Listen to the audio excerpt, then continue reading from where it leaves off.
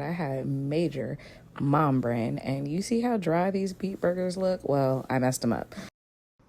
Hey beautiful people, as I prepare to welcome our newest edition Earthside, I've been thinking a lot about the importance of giving myself space to rest, to recover, to bond, all of those different things. And so today I'm going to be doing some postpartum meal prepping, and I thought it'd be fun to have you join along with me.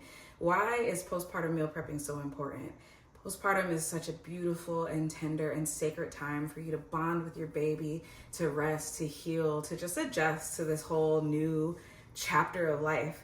And so what I learned from my last time being postpartum was that it was really essential to have meals that were nourishing, warming, comforting, and it was also really supportive to have communities help.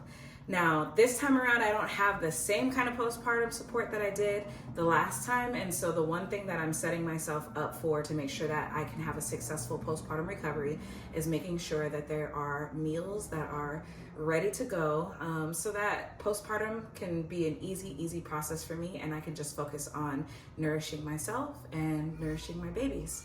And so over the next week, I'll be doing some prepping, and I thought it'd be fun to just document the journey, so that you can come along with me in my kitchen, because I'm also a really great cook. So this is gonna be a fun experience, and I hope that you learn something in the process. All right, peace.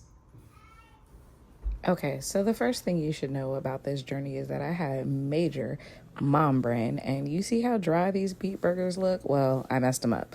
I had to do them over again. So that meant shredding beets from scratch and making sure that they were clean and ready to go, chopping up some onions, throwing that in with some garlic, some oil, some cumin, some herbs, and tomato paste and soy sauce. And look at that color. That's what color it's supposed to look like. So after realizing I had mom brain, I decided to do this all over again. But before I did it, I had my son actually helping me out by mixing rolled oats and walnuts and a little bit of kidney bean, and then we throw the beet burger mixture all up into that, and this is the color it's supposed to look like. It is supposed to be rich, almost like a pinkish magenta color.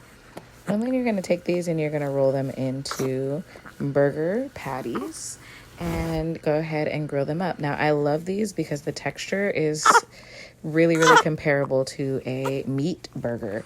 And I just feel like it holds really well. The flavor is super good, rooted, and just like delicious. That's my fave. Anyway, next up, we did a veggie lasagna. Chopped up some zucchini, some carrots, some onions, and mixed together some ricotta and cottage cheese, and made my own tomato sauce with some marinara. And it's important to note that I didn't bake this. I cooked everything beforehand, but I didn't bake it. This went straight into the freezer. And then when we were ready to cook it, that was when we put it in the oven. And if you know anything about me, you know that I am from San Diego, the land of the burrito, and I love me a good burrito. Breakfast burrito, shrimp burrito, bean and cheese burrito. Give me the burritos. I used to actually work at a taco shop, a San Diego owned taco shop in Brooklyn. I didn't roll the burritos, as you can probably tell, because my burrito rolling skills are not that great, but these were delicious. Black beans made by my husband with some bell peppers, and then I made up some eggs and sprinkled them with cheese, and then ate them with a side of guacamole.